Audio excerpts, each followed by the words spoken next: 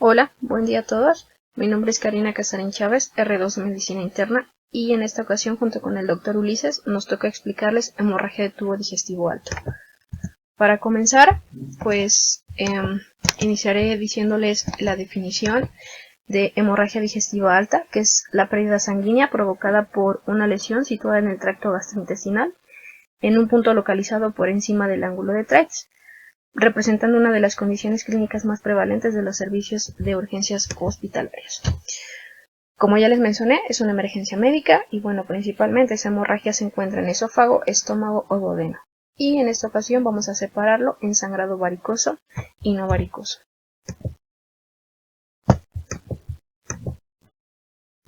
Ok, dentro de las causas más comunes, les muestro aquí enumeradas, teniendo en cuenta que la úlcera péptica pues, es la causa más común de ingreso hospitalario por hemorragia digestiva alta, representando poco más de la mitad de los casos. En segundo lugar, gastritis o duodenitis. Tercer lugar, esofagitis severa o erosiva. Y hasta el cuarto lugar, varices esofagogástricas, representando alrededor del 11%. Y bueno, como ustedes ven en pantalla, el resto de las causas que también por ahí se leen. Y bueno, en esta diapositiva ven las causas menos comunes, incluyendo pues ectasia vascular antral, fístula aortoentérica, varices ectópicas y bueno, sangrados iatrogénicos después de intervenciones endoscópicas. Ahora sí, iniciando con hemorragia de tubo digestivo alto varicial, que es la parte que me toca a mí.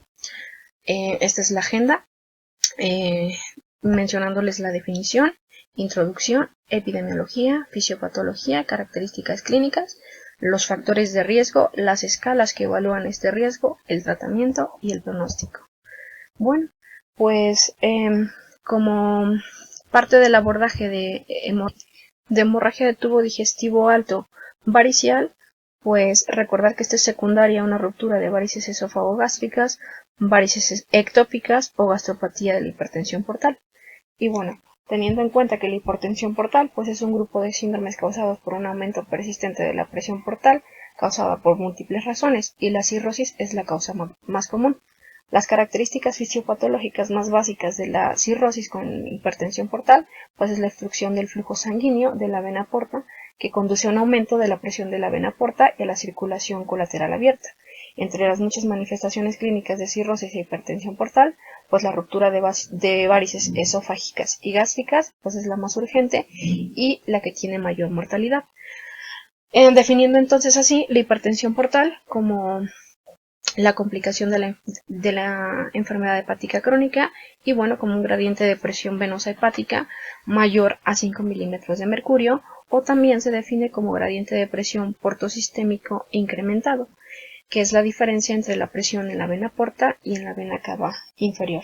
Dicho gradiente se evalúa clínicamente midiendo el gradiente de presión venosa hepática a través de un cateterismo de la vena hepática. Es importante mencionar que la cirrosis es una afección grave y potencialmente mortal, afecta a 3.6 de cada 1000 adultos en América y el responsable de más de 1 millón de días de pérdida de trabajo y 32.000 muertes anualmente. Representa la sexta causa más común de muerte por enfermedad no transmisible en todo el mundo. Bueno, la hemorragia de tubo digestivo alto varicial no es la única complicación clínica de la enfermedad hepática crónica. También se menciona ascitis, encefalopatía, peritonitis bacteriana espontánea. Pero bueno, ¿cuándo se desarrollan estas complicaciones? Cuando ese gradiente del que les acabo de mencionar está mayor o igual a 10 milímetros de mercurio y eso es una hipertensión portal clínicamente significativa. Ok, bueno, entonces es una emergencia gastrointestinal, es la principal causa de muerte en pacientes con cirrosis. Aproximadamente el 40% de los pacientes que tienen cirrosis van a tener hemorragia de tubo digestivo alto que no se va a relacionar con hipertensión portal, teniendo pues infinidad de causas distintas a las varices esofágicas. Cada episodio de hemorragia aumenta el 20% de mortalidad en los primeros 5 días por una hemorragia de repetición y a las 6 semanas de esa hemorragia pues por disfunción orgánica. Los sobrevivientes del primer episodio tienen el 70% de riesgo de una hemorragia recurrente dentro del año posterior. Bueno, las varices, acuérdense que se desarrollan como consecuencia de la hipertensión portal. Y una vez que se le hace el diagnóstico a un paciente de hipertensión portal, sea cual sea la causa, el 50% de esos pacientes van a tener varices esofágicas. Y eso no quiere decir que todos vayan a presentar una hemorragia. De hecho, la tasa anual de hemorragia por varices esofágicas es del 5 al 15%. Pero bueno, de esos pacientes que tienen ya varices esofágicas al principio del diagnóstico, tienden a aumentar de tamaño de forma lineal. Y aproximadamente del 40 al 30% de los pacientes con varices pequeñas desarrollarán varices grandes cada año y pues tienen mayor riesgo de hemorragia. Las varices gástricas son menos comunes que las esofágicas y representan 5 a 33% de los pacientes con hipertensión portal, pero el sangrado tiende a ser más severo, con una mortalidad reportada de aproximadamente 45%. Además, una alta proporción de pacientes con varices gástricas sangran después de una hemostasia espontánea. La hemorragia varicial aguda puede ser fatal y sigue siendo un problema importante de salud pública. Realmente a principios de la década de los 80 se menciona que la mortalidad después de dicha hemorragia era de alrededor de 40%. Sin embargo, en los últimos años, pues dicha mortalidad se ha reducido aparentemente hasta un 10 o 20%, debido a los nuevos conocimientos tanto sobre la fisiopatología, así como avances en la terapia. Aunque la mortalidad ha disminuido, las varices esofágicas siguen siendo de importancia clínica significativa, puesto que el riesgo de nuevas hemorragias, que es más probable que ocurra dentro de las 6 semanas posteriores al episodio original, sigue siendo apreciablemente alto. Bueno, entonces, si tenemos en la consulta un paciente con sospecha de que la hemorragia varicosa es porque tenemos ante nosotros un paciente con cirrosis y porque tiene evidencia de hipertensión portal, pues realmente no hay que dudar en la causa, ¿sale? Entonces, si tenemos a ese paciente con datos de hipertensión portal, que son los que ya conocemos, el hábito de Chebystek, esa red venosa superficial, que más o menos está presente de un 25 a 40%, pues no hay que dudar en el diagnóstico. Ahora bien, hablando de fisiopatología, de cómo se forman esas varices esofágicas, pues es importante mencionar que la presión de la porta está determinada por el producto del volumen del flujo de la porta y la resistencia al flujo de salida de la vena porta. La hipertensión portal, ya decíamos, se define como la presión hidrostática mayor a 5 milímetros de mercurio que resulta inicialmente de la obstrucción al flujo venoso portal. La obstrucción puede ocurrir a nivel presinusoidal, sinusoidal o posinusoidal, teniendo como causas principales presinusoidal a la trombosis de la vena porta, fibrosis portal o lesiones infiltrativas, y a nivel sinusoidal la cirrosis ya tan mencionada y la posinusoidal a enfermedades venoclusivas, síndrome de Buchiari. Bueno, pues la cirrosis es la causa más común de hipertensión portal. En estos pacientes, pues la presión portal elevada es el resultado del aumento de la resistencia al flujo de salida a través de los sinusoides hepáticos distorsionados y del aumento del flujo de entrada portal debido a una vasodilatación arterial esplácnica. Y las varices pues se van a desarrollar para descomprimir la vena porta hipertensiva y devolver la sangre a la circulación sistémica. Y esto se ve cuando el gradiente de presión entre esa vena porta y la vena hepática se eleva por encima, ya lo mencionábamos, de 10 milímetros de mercurio, principalmente 12. Y bueno, los pacientes con valores más bajos pues no forman varices y por lo tanto pues no tienen hemorragias. El gradiente de presión venosa hepática portal se obtiene mediante, ya decíamos, cateterización venosa hepática y pues midiendo esa diferencia entre presión venosa hepática en cuña y la presión venosa hepática libre. Bueno, en cuanto a la clínica con la que se va a presentar el paciente, pues es importante, como en todo, una adecuada historia clínica, un adecuado interrogatorio. Y bueno, para pensar en que la causa pues es varicial, es interrogar todo acerca de una enfermedad hepática. Y los principales síntomas pues va a ser hematemesis o emesis en pozos de café, melena e incluso hematoquesia dependiendo de si el sangrado es muy abundante. En cuanto al examen o la exploración física, vamos a tener un paciente con taquicardia, con cambios en la presión arterial pues a la hora de los cambios de posición o cambios ortostáticos, y bueno, esto es lo que nos va a sugerir una pérdida moderada o severa. Y bueno, el tacto rectal, pues la característica melena. Bueno, en cuanto a manifestaciones hemorrágicas, ya lo decíamos, principalmente hematemesis, melena o hematoquesia. Y en cuanto a los estigmas de enfermedad hepática, pues en particular son los signos de hipertensión portal, como sería esplenomegalia, ascitis y la característica trombocitopenia. Y pues bueno, recordar que no solo la hipertensión portal es secundaria a cirrosis, también puede ser secundaria a trombosis de la vena porta e hipertensión portal pues no cirrótica.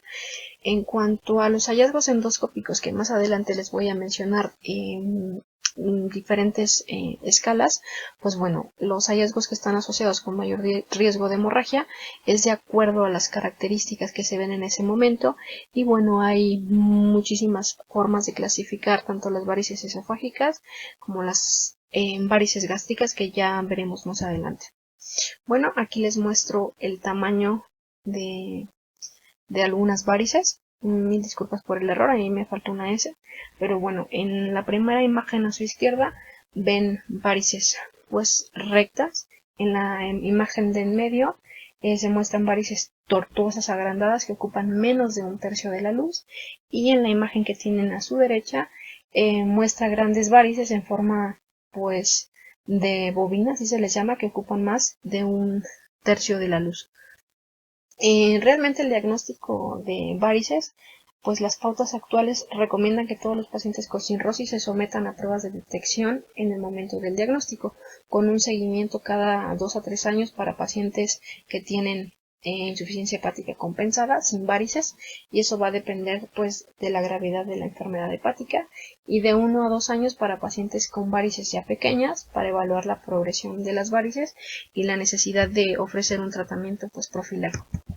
Ok, bueno, tenemos muchos factores de riesgo para pues más o menos adelantarnos y saber si un paciente tiene riesgo de hemorragia, y se mencionan muchos en la literatura y hay muchísimas escalas, pero bueno, los principales es la gravedad de la enfermedad hepática, y eso lo vamos a determinar con la estadificación en cuanto a Shell-Pugh. Por supuesto, pues mayor riesgo el que tiene un Shell-Pugh B o C, el tamaño de la varice, la presencia de marcas rojas en la varice, la ubicación de esas varices, el tamaño, ya lo decíamos, apariencia de esa varice, las características clínicas del paciente y pues la presión varicosa.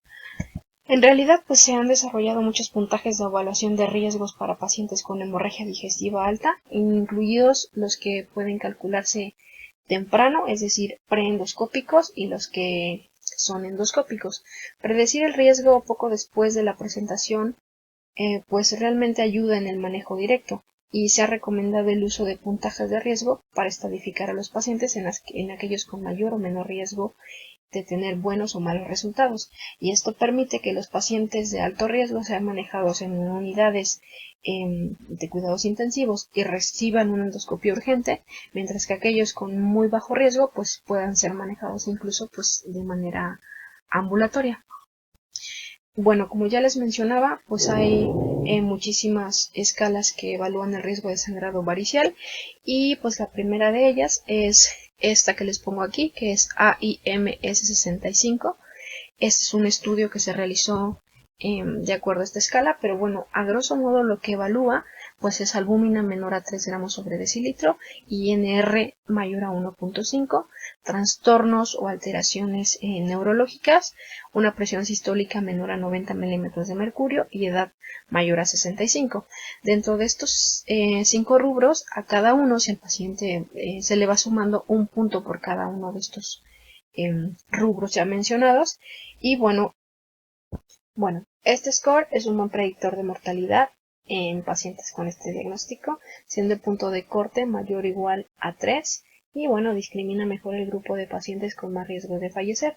Asimismo, es un predictor útil para predecir la necesidad de transfusión de más de 2 concentrados eritrocitarios. Sin embargo, pues no es un buen predictor para recidiva de hemorragia ni para predecir estancia intrahospitalaria. Bueno, como ya decíamos, este es un predictor preendoscópico. Hay otro que es la escala de Rockall y otro que se menciona también en la literatura es el de Glasgow-Blatchford. Este último mencionado pues fue desarrollado para predecir realmente si se necesita intervención clínica o muerte, mientras que el segundo, que es el de Rockall y el que les muestro aquí, pues fue diseñado para predecir muerte principalmente. Esta escala que están viendo en pantalla, pues ya decíamos es preendoscópico y toma en cuenta la edad, que va igual o más a 60 años, si el paciente presenta datos de choque y toma en cuenta la presión arterial sistólica y la frecuencia cardíaca, dependiendo de las cifras que el paciente tiene, pues bueno, es el puntaje. Asimismo, las comorbilidades que tiene, teniendo en cuenta comorbilidades cardíacas, renales, hepáticas e incluso neoplasias. Y el diagnóstico en ese momento de nuestro paciente, sospecha de Mallory-Weiss, si hay estigmas o no de sangrado reciente, y pues también le da otro puntaje a neoplasias en el tracto gastrointestinal superior. Y bueno, esos estigmas de hemorragia reciente, si hay o no, sangre en el tracto gastrointestinal, coágulo o como tal un vaso visible. Entonces, pues realmente este no solo es preendoscópico, sino también endoscópico. Y bueno, de acuerdo al puntaje, pues realmente el corte va mayor o igual a 5 y lo que nos traduce es el riesgo de fallecer. Y como dice acá, pues no es un buen predictor de resangrado ni de saber si nuestro paciente va a necesitar más de 2 concentrados eritrocitarios. Y bueno, en resumen de estas escalas, pues la primera mostrada, que era AIMS 65, es para lo que más sirve es para predecir mortalidad. La segunda, que es la de Rockall, era para predecir mortalidad y hemorragia. Y la que no les mostré, pero que sí les mencioné, que es la de Glasgow-Blatchford, pues es significativa para predecir tanto transfusión sanguínea como necesidad de intervención. Ok, ahora en cuanto a las escalas endoscópicas, de acuerdo a Baveno, está la clasificación de Sarin. Se clasifica principalmente en dos tipos. Uno son varices esófago-gástricas y las dos varices gástricas aisladas. También se hacía la clasificación en cuanto a esto ya mencionado, si eran de tipo 1 pequeñas, menor a 5 milímetros, o grandes, mayor a 5 milímetros. Bueno, las varices gástricas son menos comunes que las varices esofágicas. En 20% de todos los pacientes con hipertensión portal, pues vamos a tener esas varices gástricas. Las esófago-gástricas siempre van a estar asociadas a varices esofágicas y las vamos a dividir en dos. Este tipo BEG realmente se refiere a varices esófago-gástricas tipo 1 y bueno, aparece como una continuación de la varice esofágica y se va a extender hasta 2 a 5 centímetros por debajo de la unión gastroesofágica, solo en la curvatura menor del estómago. Y la que ustedes ven abajo, que es la BEG2, que es varice esófago-gástrica, se extiende hacia el fondo del estómago. Mientras tanto, las varices gástricas aisladas, que a eso se refiere BGA1, se va a localizar solo en el fondo en ausencia de varices esofágicas, y la BGA2 se localiza en cualquier lugar del estómago. Bueno, aquí más detallada esa misma clasificación de Sarin, mostrándole en los dibujos para que sea más entendible la tipo 1, que es la que se extiende del esófago al estómago en la curvatura menor, perdón, y la 2, que se extiende a lo largo del fondo, perdón, y tiende a ser más grandes y tortuosas que las 1. Y bueno, las otras ya mencionadas, que son las gástricas aisladas, la tipo 1 y la tipo 2 que les mencioné hace un momento. Yo creo que con las imágenes pues queda un poquito más claro. Y bueno, tenemos otra clasificación que es la TAGRADI, que realmente es una estadificación de varices esofágicas pero endoscópica y es la más utilizada. Y pues hay 5 grados y eso se va a clasificar de acuerdo a cómo se ve la varice esofágica. En la 1 pues es recta, rosada, poco incurgitada, menor de 2 milímetros. La 2 pues es tortuosa, rosada, incurgitada de 2 a 3 milímetros. La 3 está violácea, tortuosa e incurgitada de 3 a 4 milímetros. La 4 es un trayecto violáceo, tortuoso, incurgitado en racimos de 4 a 5 milímetros. Y la 5 pues ya son manchas hematoquísticas, varices sobre varices y pues son mayores a 5 milímetros. Y la ruptura pues va a depender del grado. A mayor grado pues muchísimo mayor riesgo de hemorragia. Ahora, en cuanto a la historia natural, si no le hacemos nada a esas varices esofágicas, pues hay estudios que mencionan que la hemorragia se va a detener espontáneamente en el 50%. Y pues, por supuesto, va a ser menos probable en cuanto a mayor Child-Pugh tiene. Refiriéndome a Child-Pugh-C, hemorragia al momento de la endoscopía o ese gradiente mayor a 20 milímetros de mercurio. Ahí sí que sea espontáneo, pues es muchísimo más difícil. Y bueno, el riesgo de que tengan nueva hemorragia es alrededor de 1/3 a 6 semanas y de 70% a largo plazo en todos aquellos que tienen un primer episodio de hemorragia. El 50% de la hemorragia temprana volverá a sangrar dentro de 3 a 4 días posteriores y es por eso la vigilancia tan estrecha. Y bueno, la ligadura endoscópica o escleroterapia disminuye las tasas de hemorragia como en mortalidad. Y pues bueno, el tratamiento actual, la mortalidad a 6 semanas es de 10 a 20%. Ahora, ¿cuáles son los objetivos del tratamiento? Restaurar y mantener la estabilidad hemodinámica, restaurar y mantener una oxigenación adecuada, controlar la hemorragia y prevenir complicaciones. Realmente la hemorragia varicosa aguda, pues ya decíamos, es una emergencia que requiere un tratamiento inmediato y en la práctica debe tratarse en una unidad de cuidados intensivos. Sin embargo, pues aquí es muy difícil, se trata pues en el servicio de urgencias. Y el objetivo clave del tratamiento, pues ya lo mencionaba anteriormente. El manejo óptimo de este sangrado pues requiere un enfoque multifactorial y pues bueno, lo principal es tener un acceso intravenoso para pues de inmediato la reposición con líquidos cristaloides.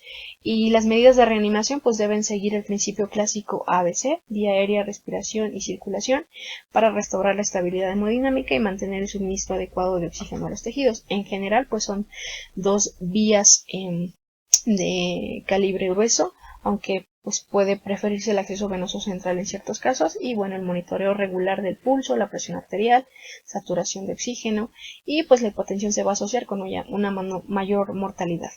Y bueno, pues la intubación traqueal se puede usar para proteger la vía respiratoria en pacientes con hematemesis grave en curso, especialmente en aquellos con mayor riesgo pues de aspiración, como son aquellos con un estado mental alterado o que tengan falta del reflejo nauseoso. La siguiente pues es la oxigenación ya mencionada y esa protección. En cuanto a medidas adicionales, pues se menciona el uso de sonda nasogástrica y procinético, lo cual pues aún pues está en controversia. Y esto en cuanto a procinético, para tener, o se menciona en la literatura, una mayor visibilidad al realizar la endoscopía. Y en cuanto a la sonda nasogástrica, se menciona también como para realizar un lavado y estar seguros de que la hemorragia es esofagogástrica. Sin embargo, pues bueno, no hay mucha literatura que apoye estas medidas. Lo que sí se apoya pues es el uso de productos sanguíneos, ya sea plaquetas, plasma fresco congelado y pues los concentrados eritrocitarios. Y pues bueno, realmente el estado vascular intravascular del paciente se controla para evitar sobrecarga de volumen debido al riesgo de hipertensión portal de rebote e inducción de nuevas hemorragias. Refiriéndome a que a un paciente con hemorragia por varices, la meta es tener la hemoglobina en 7.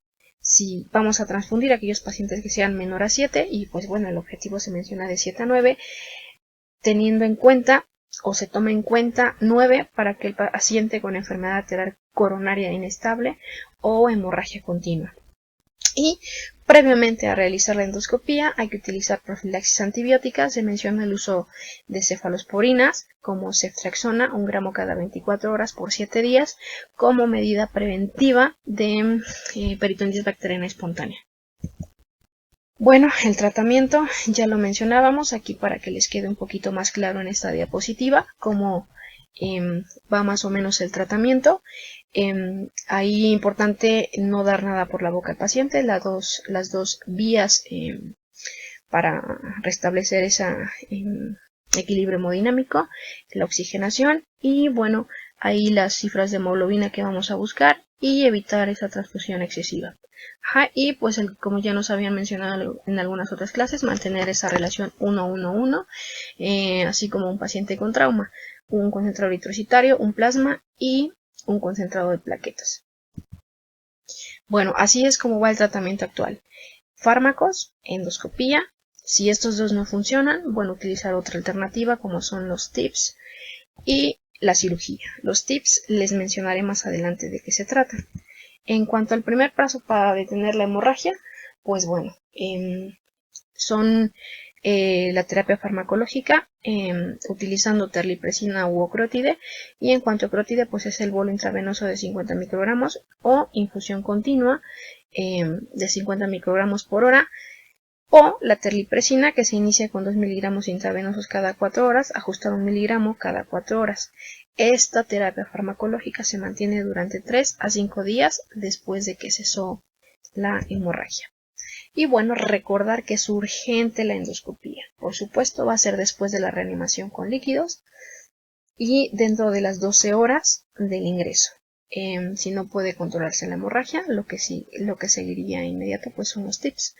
Y pues bueno, recordar que las varices gástricas, el principal tratamiento pues es escleroterapia o inyección con cianocrilato, y que se puede utilizar el taponamiento con balón o la sonda de balones, pero que es solo una opción para detener temporalmente la hemorragia mientras se organiza el tratamiento definitivo, y que pues puede tener muchas complicaciones graves como es la ruptura esofágica, que más adelante les voy a mencionar cuáles son las desventajas de utilizar esta medida. Bueno, en cuanto a sondas, que es la ya conocida sonda de balones o de Blackmore, es porque la posibilidad quirúrgica no está al alcance, tiene un control temporal del 70-90% hasta que se establezca pues una terapia más definitiva. Es un tipo de terapia puente, y como ven aquí en su pantalla, Blackmore tiene dos balones, uno para el estómago y otro para el esófago, a diferencia de la de Linton, que solo es para el estómago. Y bueno, más o menos aquí para que la conozcan, los calibres van de 14 a 20 French, consta de 3 vías, una para inflar cada balón y la otra para aspirar estómago y esófago. Y pues las indicaciones pues es hemorragia de tubo digestivo alto no controlado con tratamiento médico, y porque no se dispone en ese momento de un endoscopio o han fracasado las demás terapéuticas, y pues la falta de colaboración del paciente es contraindicación relativa. Aquí las 3 vías ya mencionadas. Y pues antes de poner esta sonda de balones pues se debe vaciar el contenido gástrico por zona nasogástrica. Se va a introducir la sonda hasta la marca, que tiene 50 centímetros. Se infla el balón gástrico de 200 a 250 cc de aire y el esofágico lentamente hasta 40 milímetros de mercurio. Y bueno, realmente el balón gástrico se va a inflar hasta que estemos bien seguros que la sonda está en el estómago, y eso va a ser después de una radiografía. Y pues bueno, a las 24 horas se desinfla el balón esofágico.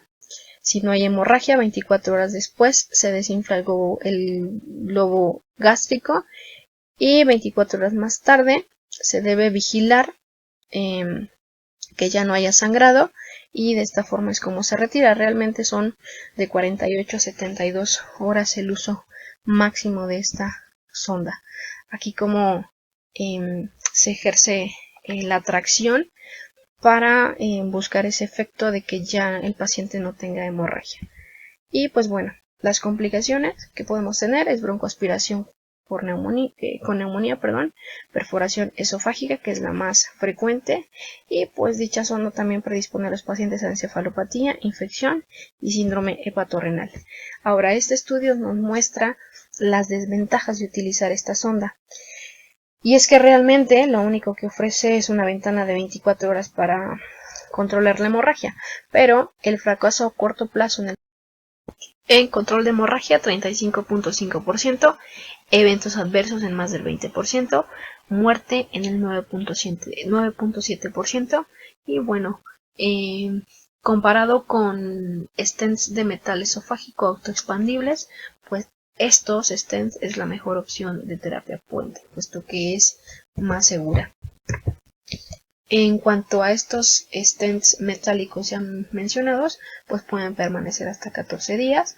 Es el puente más largo hacia la terapia definitiva y bueno, los eventos adversos son menos frecuentes y graves con estos stents en comparación con la sonda de balones. No controlan la hemorragia a corto y mediano plazo en un 12.7 y 21% de los casos, con la migración del stent hasta en un 25% de los casos. Esto es como un plus en cuanto a estos stents metálicos que son los que están viendo en su pantalla.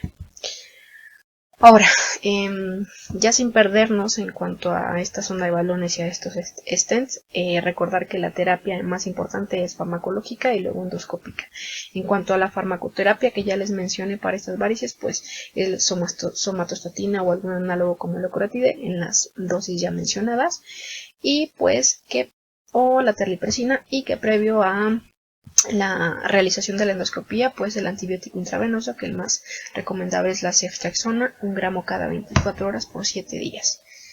Y pues bueno, aquí también se menciona la sonda de balones, pero ya vemos que pues, realmente no es nada recomendable utilizarla por todas las desventajas.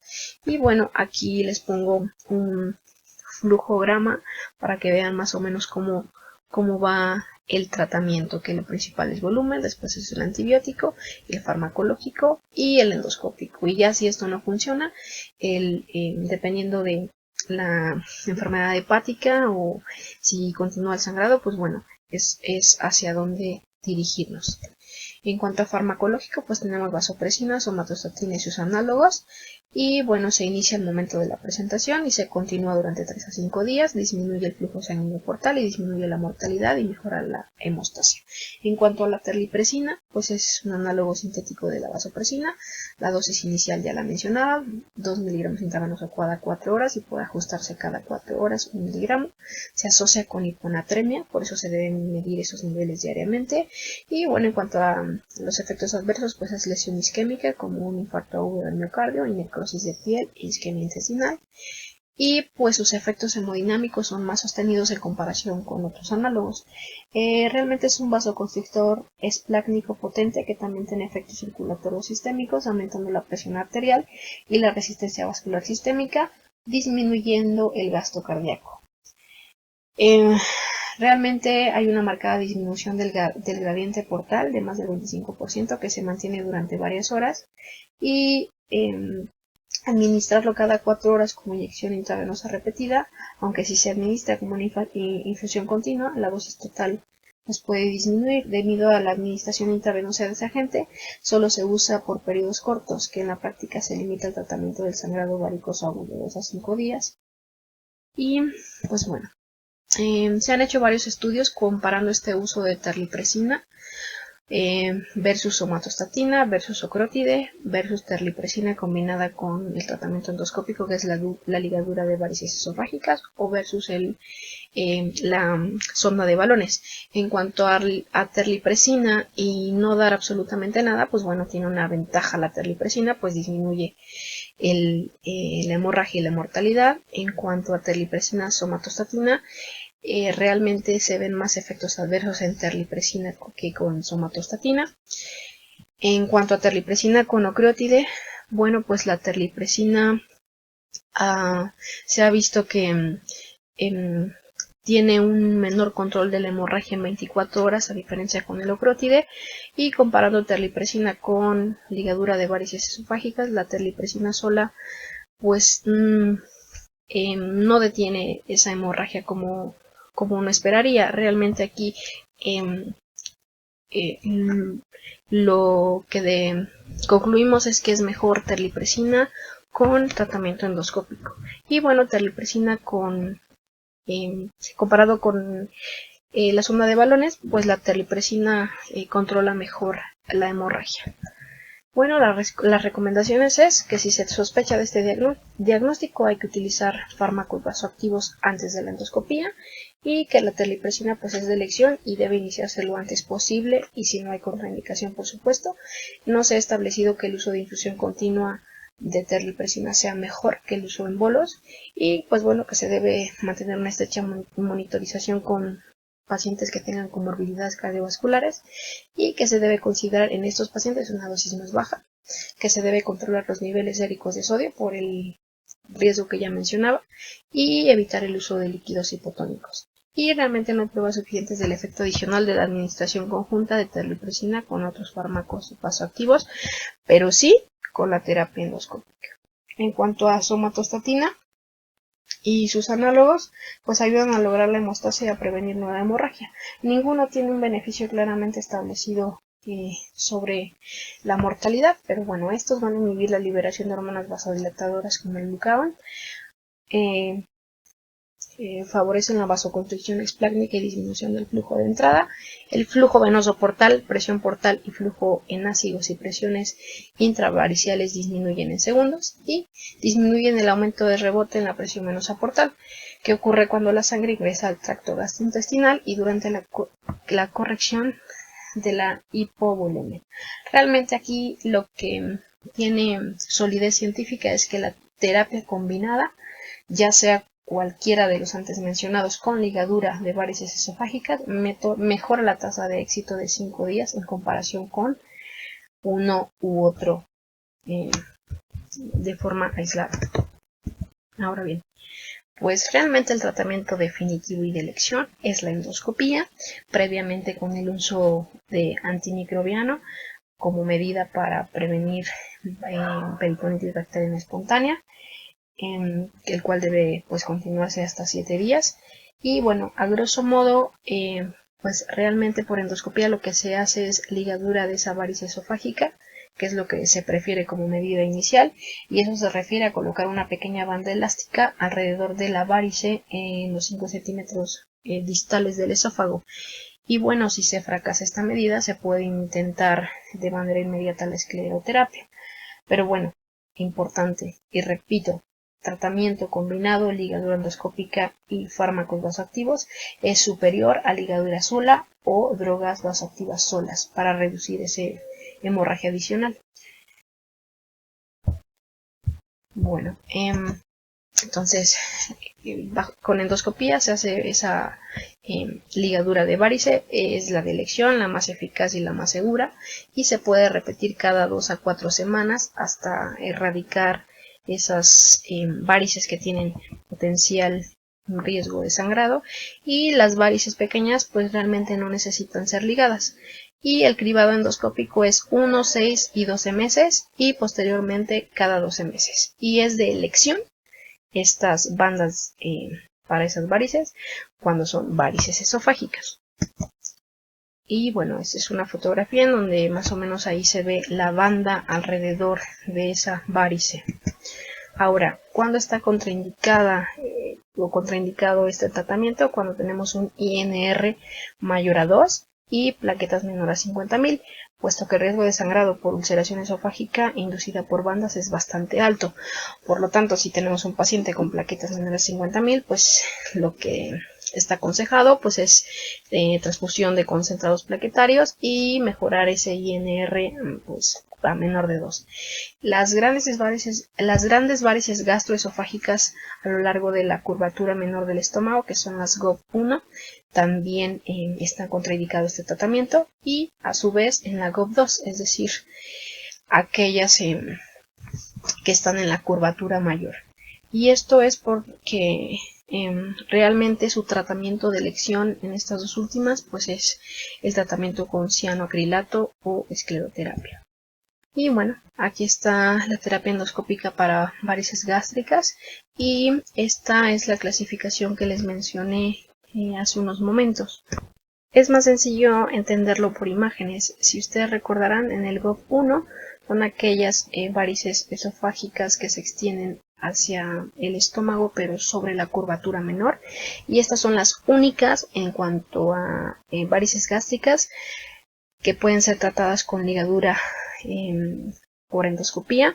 Las que ya están invadiendo la curvatura mayor y las aisladas en fondo y en otros lugares, el tratamiento de elección, como ya les mencionaba, es el cianoacrilato, que realmente esto es un adhesivo tisular, una especie de como pegamento, que es la que previene, o más bien que se inyecta en esa varice, y pues va a prevenir la hemorragia o incluso el cese de esta hemorragia.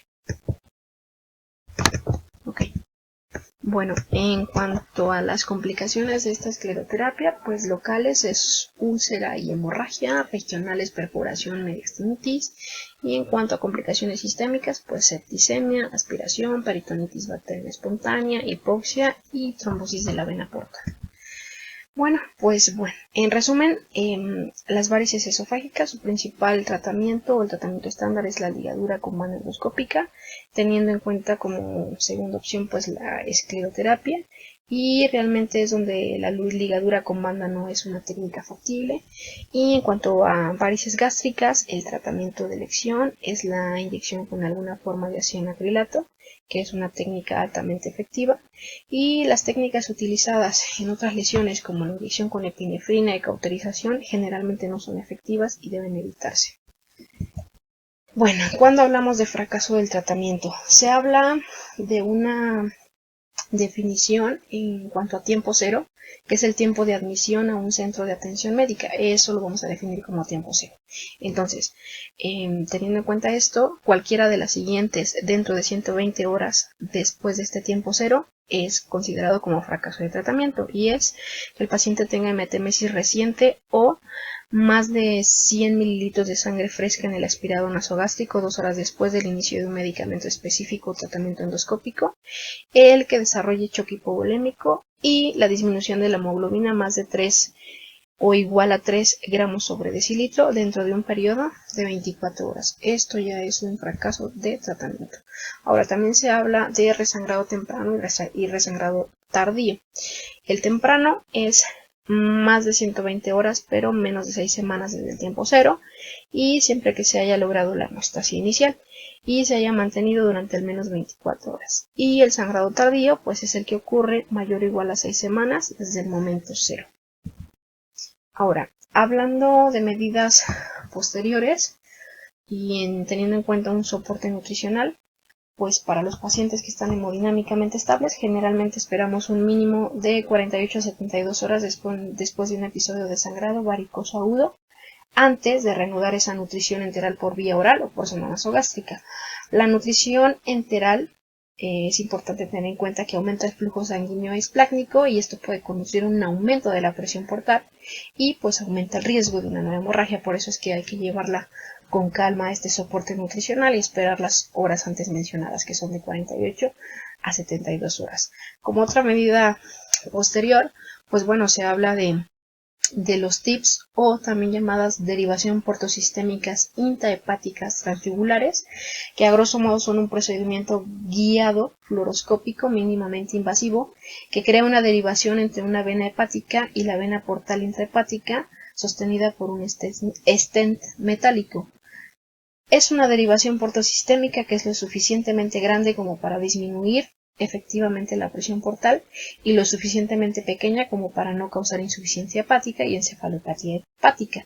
Idealmente debe mantener un gradiente de presión portal entre 10 y 12. Y bueno, esto requiere una dilatación progresiva del stent con catéteres de angioplastía con balón mientras se está midiendo dicho gradiente. Por lo tanto, la indicación principal para terapia puente pues es el fracaso para controlar la hemorragia varicial aguda a pesar de la terapia médica y endoscópica o escleroterapia. Y bueno, hay otras indicaciones que es sangrado varicoso agudo y ascitis refractaria. Pero bueno, definir ese fracaso lo podemos mencionar en dos pacientes. Uno, que es el paciente con una hemorragia exsanguinante masiva, y el otro está representado por el paciente que ciertamente recibe fármacos vasoactivos y terapia endoscópica y el cual el sangrado reaparece poco después, antes de 5 días. Y bueno, estos serían los dos pacientes ideales para este tratamiento con TIPS. Sin olvidar que esto es una terapia puente y bueno, que son las indicaciones recomendadas por el consenso de Baveno y de la Asociación Americana para el Estudio de las Enfermedades del Hígado. En cuanto a complicaciones simultáneas, se refiere a prevenir peritonitis bacteriana espontánea con el uso de antibiótico profiláctico y prevenir encefalopatía hepática pues con el uso de lactulosa, etcétera, entre otras medidas que bueno, no me compete hablar en este tema. Bueno, es importante mencionar que el sangrado varicial o hemorragia varicial tiene una mortalidad más alta que aquellos con hemorragia no varicial y esto está relacionado en gran medida con la gravedad de la enfermedad hepática. La falla en el control de la hemorragia varicial con las recomendaciones actuales pues ocurre, ya lo mencionábamos, del 10 al 20% de los casos y pues con mayor frecuencia es en aquellos con hipertensión portal severa y puntuaciones más altas del Child-Pugh y MELD. Bueno, pues realmente la ligadura de varices endoscópica disminuye las nuevas hemorragias hasta en un 30% y disminuye las muertes aproximadamente en el 25%. En cuanto a la escleroterapia, que es el principal tratamiento de varices gástricas, pues disminuye una nueva hemorragia del 40 al 50% y disminuye la muerte del 30 al 60%. Viendo estas cifras, pues uno diría que la escleroterapia es mejor que la ligadura de varices endoscópicas. Sin embargo, no es así, puesto que ya les mencioné cuál es el tratamiento estándar en las varices esofágicas, que es la ligadura, y las varices gástricas, que es la escleroterapia. En cuanto al pronóstico, pues bueno, en la hemorragia de tubo digestivo alto varicial, la mortalidad es del 10 al 20% y la falta del control de esa hemorragia es hasta del 20% de los pacientes, pues que realmente van a tener un sangrado persistente o resangrado temprano a pesar de la terapia combinada de vasoactivos y endoscopia. Y pues bueno, otro apartado pues es la profilaxis secundaria, que se refiere a prevenir hemorragia varicial recurrente una vez que el primer episodio ha estado bajo control durante al menos 5 días. Y esta profilaxis es muy importante ya que el resangrado es alto, 60% en el primer año, y se asocia con una mortalidad hasta el 33%. Pero bueno, esto ya es tema de otra clase que no me compete en este momento. Y ya para terminar y para no aburrirlos más, solamente me queda mencionarles que la profilaxis antibiótica previa a la endoscopía es importantísima, puesto que existe translocación intestinal y alteración de la motilidad en estos pacientes, y el administrar esa profilaxis en un corto plazo, que son 7 días, debe ser en cualquier paciente con cirrosis y varices esofágicas pues sangrantes en ese momento, puesto que está aumentado significativamente el porcentaje de pacientes que cursan con una infección y que se aumenta significativamente pues la tasa de supervivencia y la tasa de libre infección, tomando esta medida pues preventiva. Bueno, pues espero que no existan dudas y que si las existen pues me lo comenten para pues poder ayudar en esas dudas, y si no pues ponernos a estudiar juntos y pues mejorar estas siguientes clases. Les agradezco infinitamente su atención y pues una disculpa por todos los errores y algunos tropiezos. Que tengan buen día.